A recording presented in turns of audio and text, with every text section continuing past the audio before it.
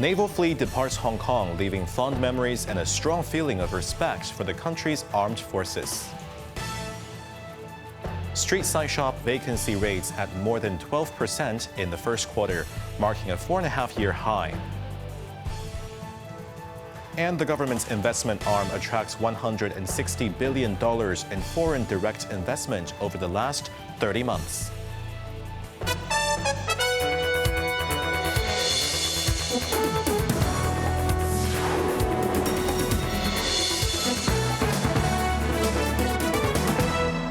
Good evening, you're watching Cable News. I'm Jeremy Zhu. Hong Kongers bid a fond farewell to the Shandong Fly aircraft carrier as the PLA's Navy fleet, including missile destroyers Yan'an and Zhanjiang and the frigate Yuncheng, departed after concluding a 5-day visit to the city. Members of the public who managed to get tickets to visit the ships were thrilled and proud of the country's progress in defense technology. Quentin Yang reports. The departure saw the fleet split into two groups. Aircraft carrier Shandong and the destroyer Yan'an sailed south through the East Lama Channel.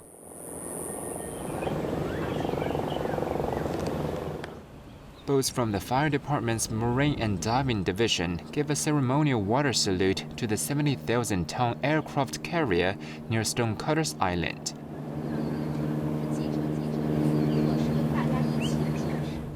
Simultaneously, the destroyer Zhanjiang and frigate Yuncheng navigated through Victoria Harbour against the iconic backdrop of Hong Kong's world-famous skyline.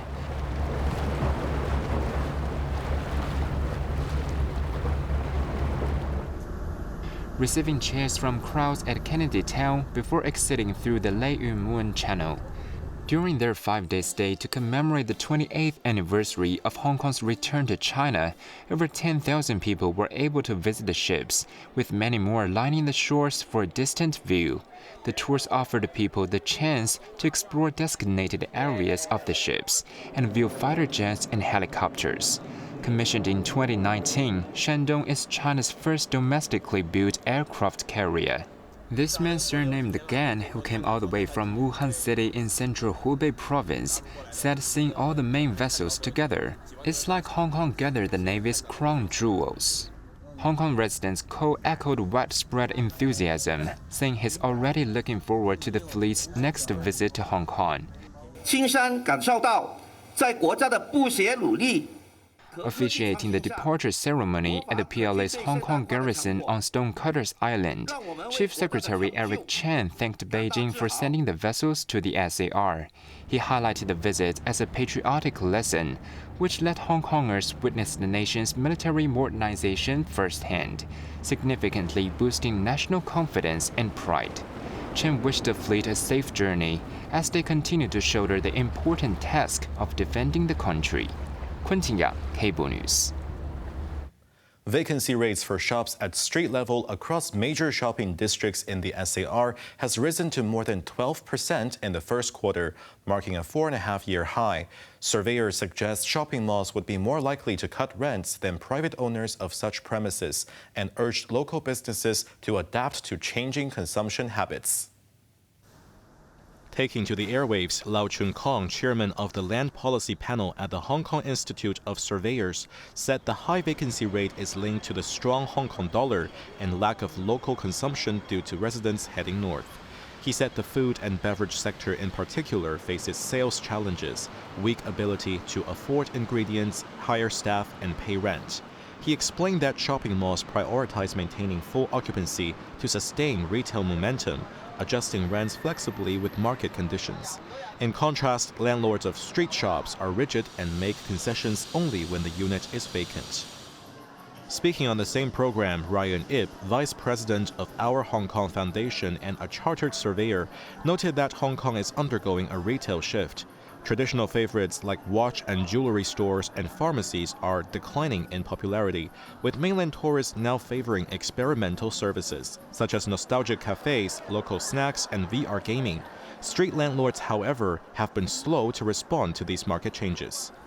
Yip suggested that banks could step in and relax mortgage regulations under certain conditions to encourage landlords to lower rents.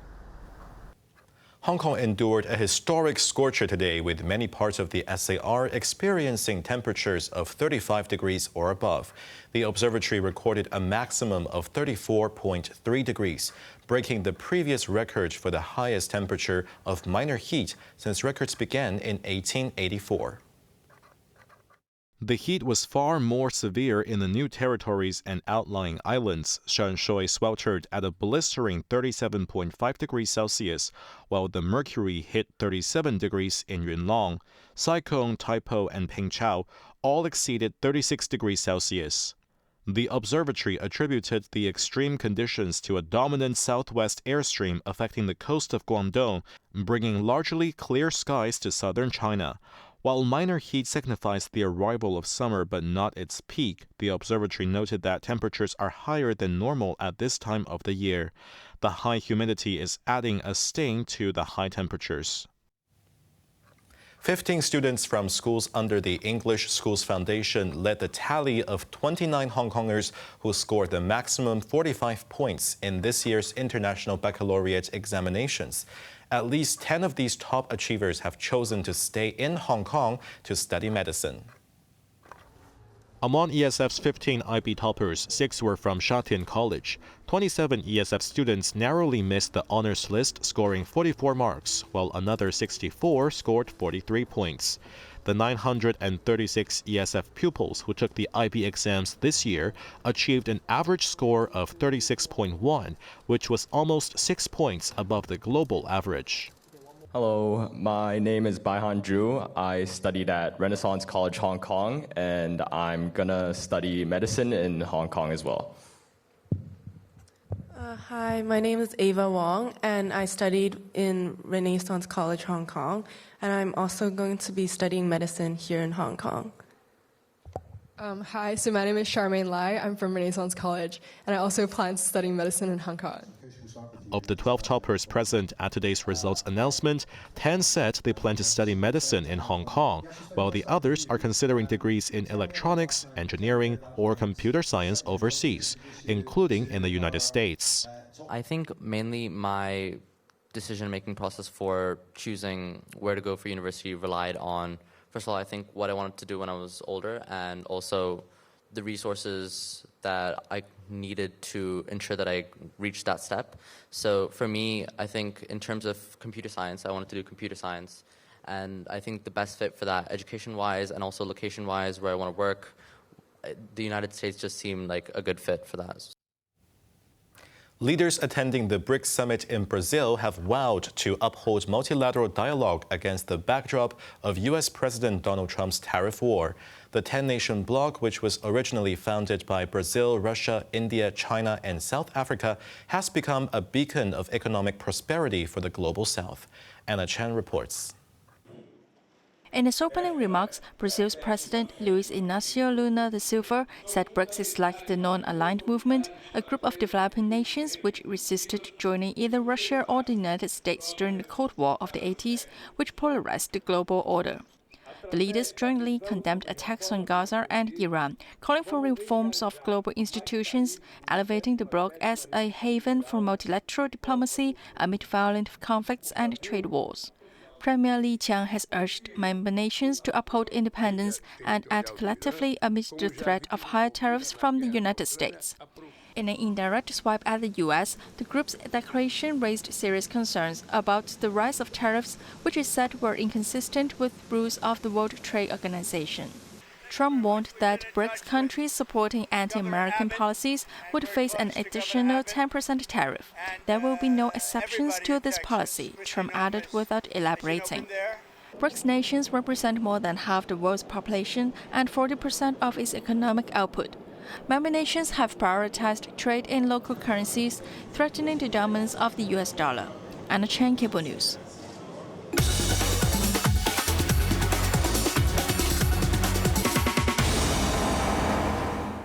The government's investment arm, Invest Hong Kong, announced that over the past 25 years, it has successfully attracted 7,700 companies to establish operations in the city.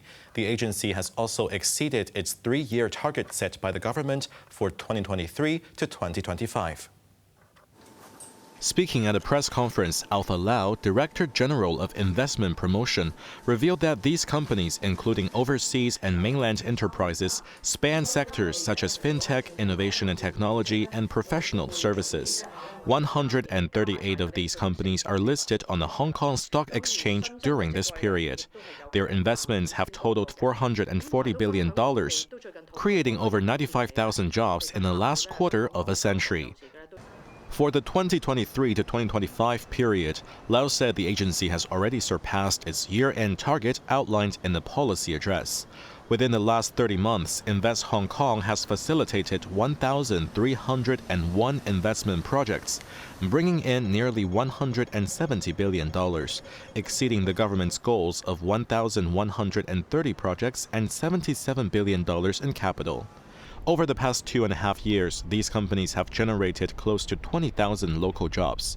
Looking ahead, Invest Hong Kong plans to deepen collaboration between Hong Kong and the mainland market while expanding outreach to Europe, North America, Northeast Asia, and emerging markets.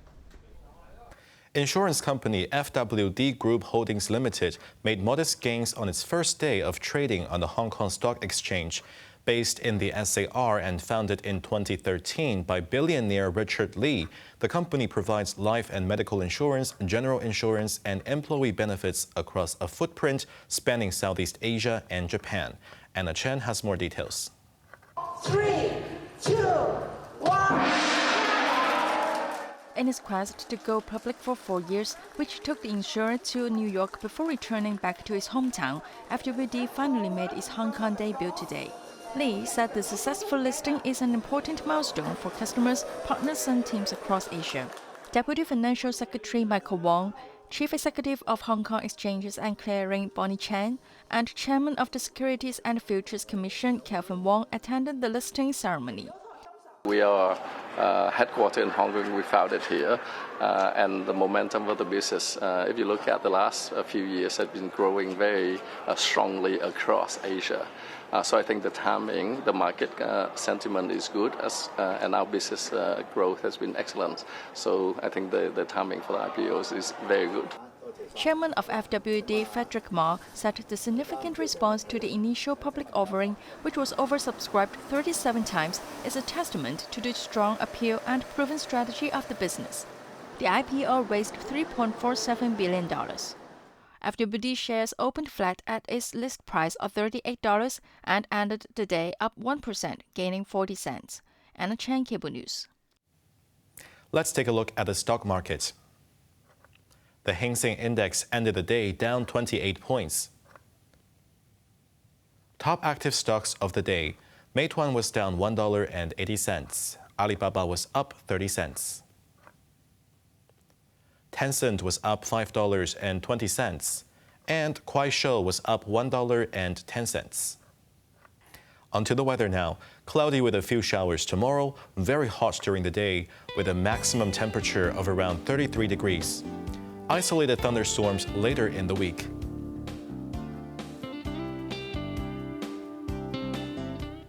That's our news tonight. I'm Jeremy Zhu. Thank you for watching and good night.